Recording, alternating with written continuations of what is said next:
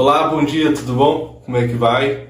Sei que as nossas EBDs ainda estão online por causa das nossas obras aí na igreja, as nossas reformas. Tá terminando, graças a Deus, dia 6 a gente volta com os nossos cultos, com a nossa EBD, a gente volta com a nossa programação presencial. É muito bom estar com você hoje aqui de manhã para mais uma EBD. Online tem sido pequenas reflexões, né? Não tem sido uma EBD de 1 hora, tem sido mensagens mais curtas, até por causa do formato online, né? A gente acaba tendo menos interação, então é melhor a gente fazer um formato mais curto, um formato que vai prender mais a sua atenção aí na frente do celular, do computador, da TV, não sei por onde você está assistindo, mas um formato que fica mais fácil de você entender, de você prestar atenção, gastar mais tempo. O texto que eu quero estudar hoje é o texto de Atos 6, Atos dos Apóstolos, capítulo 6. Eu vou pedir para você abrir aí na sua Bíblia em casa. Hoje eu vou usar a nova versão transformadora. Eu ganhei de presente de aniversário. É uma Bíblia que eu tenho gostado muito, é uma versão nova, tenho gostado muito. Nova versão transformadora, eu vou ler na minha versão aqui e você lê na sua versão aí, beleza? Antes da gente começar a nossa aula, vamos fazer uma oração juntos? Deus, muito obrigado, Pai, muito obrigado que a gente pode estar aqui, muito obrigado porque o Senhor nos instrui, Pai, fala conosco através da sua palavra, Pai. Muito obrigado também porque o Senhor permitiu que Lucas registrasse esse momento da igreja, Pai, que isso chegasse até nós hoje e nós podemos aprender com o testemunho dos 12, Pai, com o testemunho dos apóstolos a respeito de como a gente lida com algumas coisas da nossa vida e a gente pode aplicar para a nossa vida esses pontos, Pai. Nos ensina através do Teu escrito, através da Sua palavra, através da vida dos 12. Pai, faz isso em nome de Jesus. Amém. Amém. Tem um texto, que é um texto de Atos 6, como eu já falei, é um texto sobre a igreja, sobre o começo da igreja, a igreja se organizando, a igreja ela passando a ter uma organização melhor. Isso nasce dentro de um período onde a igreja estava começando a ser perseguida pela mensagem do Evangelho. Se você pegar e ler o capítulo 5 de Atos, vira a sua página aí, a parte da sua Bíblia para o lado, você vai ver que eles começam a sofrer, os apóstolos, uma oposição de grupos judaizantes, de grupos de judeus de fala grega, de judeus helenistas, e mesmo assim eles continuam pregando o Evangelho. E é muito legal que no capítulo 5 de Atos, eles vão falar que eles queriam matar os judeus, né? Eles queriam a morte dos líderes dos judeus, provavelmente dos 12, e Gamaliel, ele faz um conselho a esses homens que perseguiam a igreja, fala assim, vocês mataram outros que também diziam-se profetas, diziam-se messias, e isso eles acabaram por si só. Então, se o ministério de que Pedro e os outros apóstolos estão pregando, se o ministério desse Jesus for verdadeiramente de Deus, ele vai perdurar, se não for ele vai morrer por si só, então não precisam fazer nada, deixa que o tempo fale por si.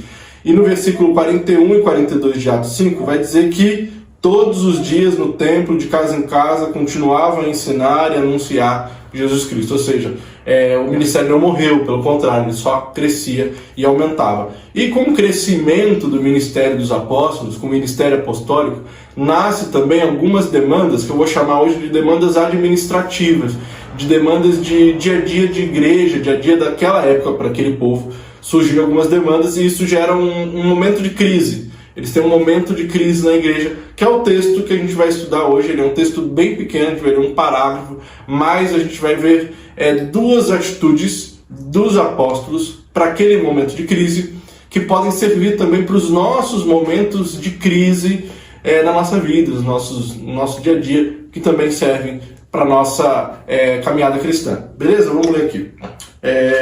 Atos capítulo 6, versículo 1 vai dizer o seguinte: à medida que o número de discípulos crescia, surgiam também murmúrios de descontentamento. Os judeus de fala grega se queixavam dos de fala hebraica, dizendo que as suas viúvas estavam sendo negligenciadas na distribuição diária de alimento. Pausa. Esse primeiro versículo vai falar que o evangelho está crescendo, como a gente acabou de ver, e que no meio desse crescimento, que enquanto o número de discípulos crescia, esse número de discípulos vinha crescendo, surgiram murmúrios, surgiram boatos de descontentamento. E esse descontentamento, esse lamento de descontentamento, ele nasce aonde? Ele vai nascer dentro dos judeus helenistas, dos judeus de fala grega, dos judeus que tinham que não falavam hebraico. O que são esses judeus? Os judeus de fala grega são os judeus ou que eles eram frutos da diáspora, que era a separação dos judeus da sua terra prometida, que tinham saído da sua terra prometida, e esses judeus, eles tinham fala grega porque ou eles nasceram fora da região de Jerusalém, da região judaica, então eles não falavam hebreu, só falavam grego, eles eram filhos, ou eles eram judeus que foram tomados como escravos e nasceram também em terra estrangeira, mas mesmo assim eram judeus. Então a reclamação aqui é muito interessante, que ela não é uma reclamação de que os cristãos não cuidavam do seu, mas os cristãos estavam cuidando dos judeus. E os judeus de fala grega estão reclamando assim, vocês estão dando mais comida por judeus de fala hebraica, não dos de fala grega. Então a reclamação vem justamente daqueles que não participavam da fé cristã, eram judeus de fala grega, eles não tinham sido abraçados ainda como discípulos do Evangelho, não se identificavam como parte da igreja, ou o outro entendimento é que mesmo assim, como judeus, eles estavam abraçando a crença de Jesus como Messias. Então esses são os judeus de fala grega, tem algumas bíblias que falam judeus de fala judeus helenistas. Diz assim, que no finalzinho, dizendo que as viúvas estavam sendo negligenciadas na distribuição de alimentos. Tanto que, se você pegar o livro de Tiago, o primeiro capítulo de Tiago, que é um livro para os judeus da Mesopotâmia, vai dizer que a verdadeira religião é cuidar dos órfãos e das viúvas. Então, para os apóstolos, esse cuidado ele tinha muito peso. Ele era um cuidado muito importante, tinha muito preço, tinha muito valor para eles. Versículo 2. Por isso, os 12 convocaram uma reunião com todos os discípulos e disseram: nós, apóstolos, devemos nos dedicar ao ensino da palavra de Deus e não à distribuição de alimentos. Sendo assim, irmãos, escolham 7 homens respeitados, cheios de espírito e de sabedoria, e nós o encarregaremos desse serviço.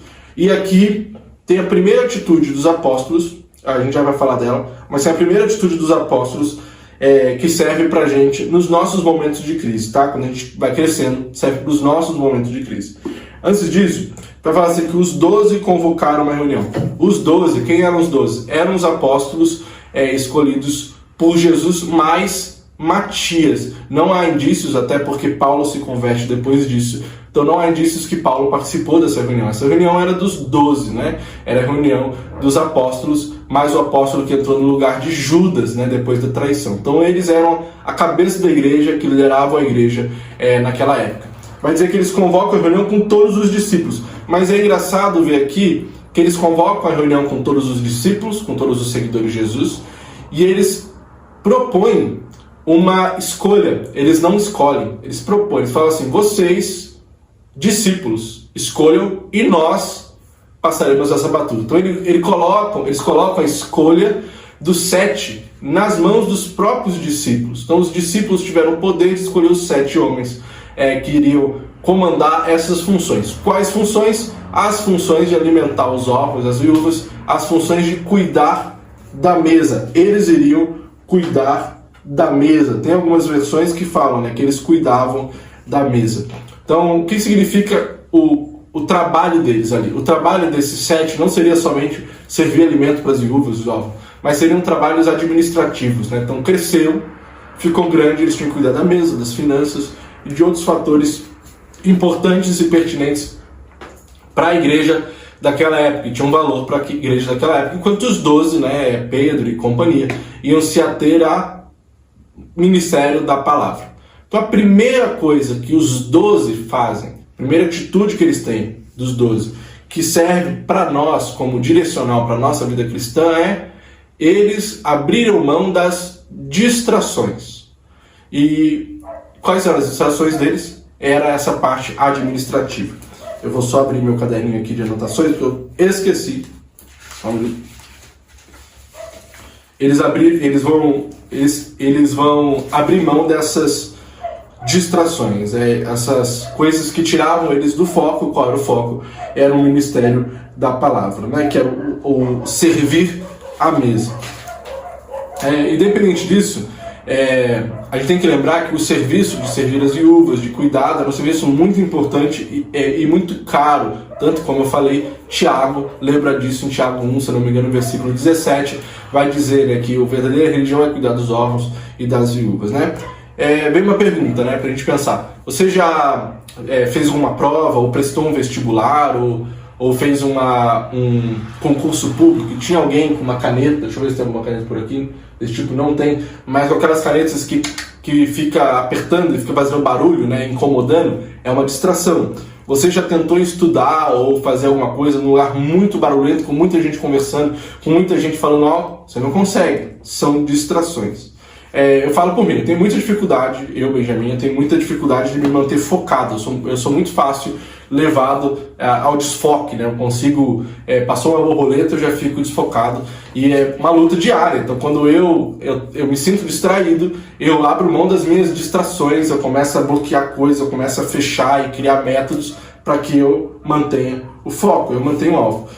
Paulo, o apóstolo, ele sabia muito bem da facilidade com que nós nos distraímos. Então, por diversas vezes, a gente vai ver ele falando sobre o alvo, sobre a gente ter um norte, sobre a gente ter um lugar para ir. Ele vai falar sobre a gente viver na perspectiva de um alvo, né? Eu gosto muito de 1 Coríntios 9, 26 e 27, que ele vai falar, né, que não corro como quem corre em vão, nem combato como quem esmurra o ar. Ou seja, ele não faz coisas a esmo, né? Ele faz coisas com objetivo, com foco, sem distrações, né? Se despindo de todas as coisas que tiram ele do norte. Qual é o norte? O ministério da palavra de Deus, o ministério que os apóstolos tinham, que Paulo também tinha por ministério. Precisamos ter um alvo, precisamos ter um foco. Tem uma frase que eu acho muito legal, que é quando a gente tem muita coisa para fazer e a gente não foca em nenhuma delas e a gente acaba não fazendo nada, né? A frase é: não se mata leões dando tapa no rosto.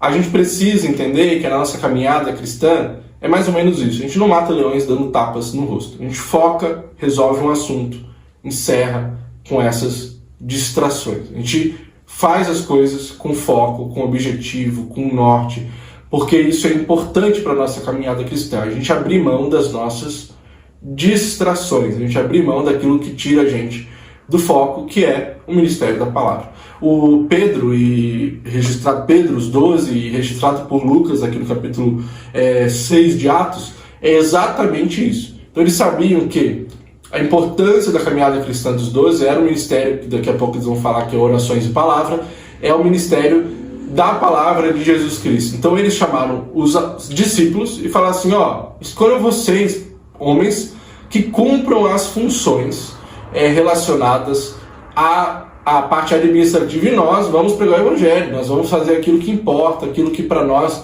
é mais importante, aquilo que é o nosso objetivo.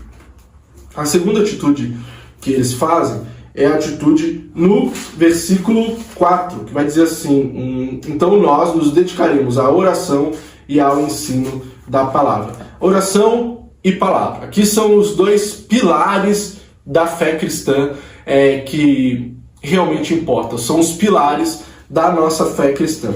Esses são os focos da nossa fé cristã. Então, se no primeiro momento eu abro mão das minhas distrações, eu faço isso com a intenção de focar no que realmente importa: oração e pregação da palavra. Instruindo sobre isso, a oração aqui são práticas de oração. Tanto práticas de oração pública que eles faziam, então chamar as pessoas e orar em público, como práticas de oração em silêncio não, práticas de oração em solitude, em momentos eu com Deus, em momentos íntimos com o Senhor. É o que o próprio Jesus fala, né, que o Pai que te vê em secreto, guarde-se no seu quarto, vai ficar horas, é a parte de oração devocional, vamos falar assim. E aqui o ministério da palavra é no mesmo sentido, é tanto o ministério da palavra de ensino da palavra pública, de ensino da palavra para as pessoas públicas, a ensinar Jesus publicamente, como também o estudo da palavra do Senhor, do ministério da palavra. E aqui esse ministério da palavra pode ter dois entendimentos. O primeiro entendimento é o entendimento do ministério da palavra de Jesus, e também o ministério da palavra carregando o peso de escrituras, né? Então o ministério da palavra do Senhor, do Antigo Testamento, nós estamos estudando para assim ensinarmos vocês esse ministério da palavra, esse ministério de oração e palavra. Eu gosto muito quando eu vejo a própria Bíblia defendendo a prática de estudo bíblico, né? Eu estava conversando com alguns jovens a respeito disso, e a gente precisa resgatar sempre, relembrar sempre quando for necessário, o quão bom e quão privilégio é termos a Bíblia nas nossas mãos. Por exemplo, hoje eu li a Bíblia Transformadora. Você pode ter aí a NVI, você pode ter NTLH. Independente disso, é muito caro e é muito importante a gente lembrar o quão significativo é termos liberdade de termos nossas Bíblias em nossas mãos, né? Talvez você esteja lendo no seu celular, o quanto isso é importante. Nós temos acesso à Bíblia. Porque você pensa comigo que isso aqui está há 2000 anos, né, sendo protegido, resguardado, sustentado pelo Senhor. Homens morreram por amor a essa palavra, né? Pessoas entregaram a vida para que isso chegasse para nós hoje. Enfrentaram fome, sede, espada, e deram a vida para que talvez até mesmo a tradução chegasse a nós hoje. Então isso aqui, teve homens que devotaram a vida inteira a isso. E Deus permite, né, como um privilégio, que você tenha a sua Bíblia em casa, né, a sua Bíblia pessoal, a sua Bíblia Então, por amor a ela, estude a Bíblia, corra atrás de aprender sobre o Senhor, assim como os apóstolos, que abriram mão das suas distrações por amor à Bíblia. Na contracapa da minha Bíblia pessoal, da minha Bíblia tipo diária, que eu carrego comigo para cima e para baixo, que tem um monte de adesivo em volta, está escrito assim, que a Bíblia é autoritativa e normativa diante de qualquer outra voz. E por mais que grite em nome do Senhor, essa voz deve ser passada pelo crivo das Escrituras. Então, os apóstolos sabiam disso, Paulo sabia disso, o autor de Hebreus, todos eles sabiam da importância da Bíblia, a importância desse registro escriturístico, desse registro por escrito do Senhor para nós. Isso aqui é palavra de Deus para a nossa vida, e que privilégio você tem de abrir a Bíblia e Deus falar com você. Que privilégio é a bênção de termos Deus falando com nós através da sua Bíblia, né? Se hoje nós temos o entendimento de que Jesus é Senhor, que Ele morreu por nós e ressuscitou, que Ele veio para nos salvar por completo em todas as esferas, é porque nós temos a Bíblia hoje. Temos que ser gratos a Deus pelas pessoas que devotaram a vida às Escrituras. E também a prática de oração, né? A prática de orações diárias. Isso eu não preciso nem bater na tecla do quão importante é você ter a sua vida de oração diária, né? Tem alguns que têm caderno, tem alguns que oram em família, tem alguns que oram sozinho, mas tem uma vida de oração. Uma vez eu participei de uma prova, de um concílio de um amigo meu, e do pastor Fábio, um pastor amigo meu que hoje é pastor lá no Rio Grande do Sul, e perguntaram para ele no concílio assim: Pastor Fábio, como é que o senhor lida com um texto onde fala que alguns demônios só são expulsos com jejum e oração? E ele respondeu de uma maneira que eu achei muito boa. Ele falou assim: esse texto sobre jejum e oração não quer dizer que a gente vai ter momentos de jejum e oração, mas é uma vida de jejuns e orações. É uma vida devotada ao Senhor, é uma vida da gente estar constantemente tendo um momento de oração. Por quê? Oração é relacionamento com Deus.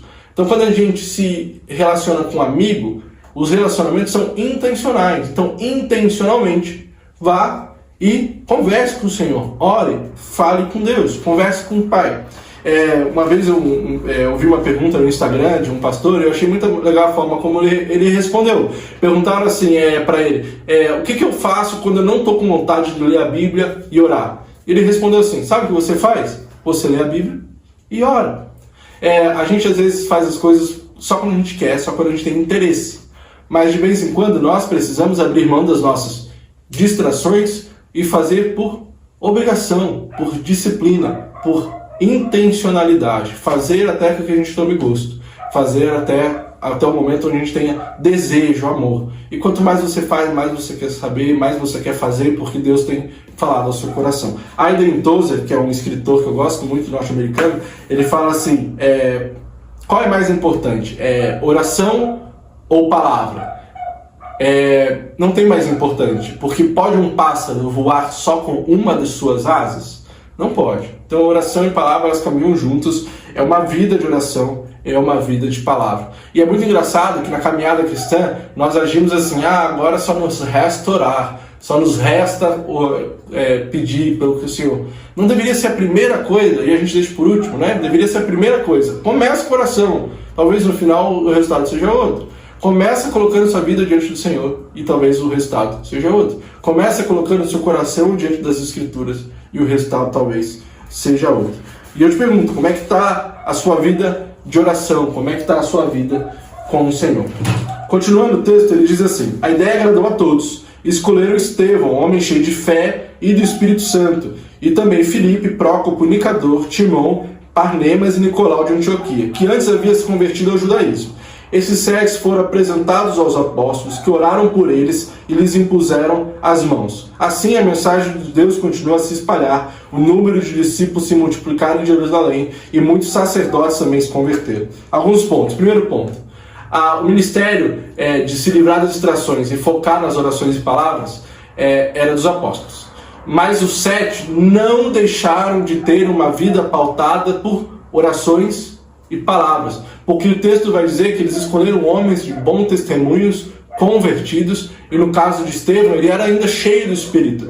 E a gente não tem como viver isso sem a presença de uma vida de oração e palavra. Estevão, a gente conhece a história, se você ler o capítulo 7, talvez seja uma das melhores e mais bonitas pregações do Novo Testamento, e ele é marcado pela morte, onde as pessoas veem Jesus, veem anjo, uma vida de paz na vida dele. Ele é um homem marcado por uma luz diferente, até o ponto de Paulo conhecê-lo e consentir com a sua morte.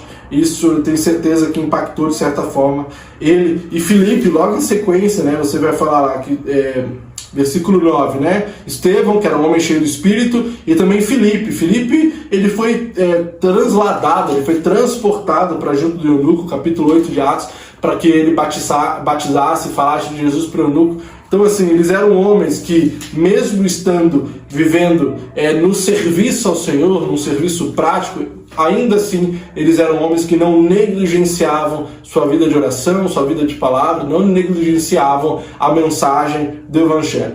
Versículo 7. Assim a mensagem de Deus continua a se espalhar, o número de discípulos se multiplicava em Jerusalém e muitos sacerdotes também se converteram. Então, você vê como a dinâmica dos apóstolos de dividir seu trabalho, dividir suas funções, livrando-se daquilo que distraía, livrando-se daquilo que roubava deles o foco e apontando a vida deles para uma vida de orações e palavras, como isso resultou no aumento do Evangelho. O Evangelho ele tendo mais expressão em Jerusalém e não poucos sacerdotes, ou seja, pessoas muito convictas das suas fés, né? Pegou horrível isso, mas muitos convictas da sua fé abriam mão para crer em Jesus Cristo, né? Então, para o exercício para a semana e mais também para a nossa vida livre-se das distrações, livre-se daquilo que te distrai. Exemplos, pode ser o celular, pode ser o computador, pode ser o videogame, pode ser o futebol, pode ser o serviço, pode ser seu trabalho exagerado. Livre-se dessas coisas, faça isso de forma saudável. Não deixe com que essas coisas te dominem, não deixe com que essas coisas roubem o tempo que pertence a orações e palavras. Primeira atitude, livre-se das distrações. Segundo, tenha uma vida diária, contínua de orações e palavra do Senhor. Orações e ministério da palavra. A gente não vive uma vida cheia do Espírito sem orações e palavras, sem a marca, as bases, os fundamentos de uma vida cristã saudável, que é vida de oração e vida de palavra. Beleza? Deus te abençoe. Te espero aqui semana que vem para a próxima aula online. Dia 6 nós voltamos presencialmente. É muito bom conversar com vocês. Vamos orar antes de a gente terminar? Pai, muito obrigado pela Tua palavra. Muito obrigado porque o Senhor nos ensina, Pai, pela vida dos apóstolos, que nós temos que nos livrar das distrações, Pai. Às vezes o celular, o computador, o videogame, livros estranhos, Pai, TV, coisas vãs, Pai, tomam o nosso tempo. Tempo esse que é tão precioso, tempo esse que pertence ao Senhor. Nos ensina a lidar com essas coisas de forma saudável, Pai, para que essas distrações não nos tirem do foco, Pai, não nos tirem daquilo que é do Senhor. E também, Pai, nos ensina a termos uma vida de oração e palavra, uma vida devocional, uma vida de busca diária do Senhor, através de orações, súplicas e através do estudo das suas palavras, da sua escritura, Pai. Nos ensina nisso, Pai, em nome de Jesus que nós te pedimos. Amém, amém. Um abraço, até mais.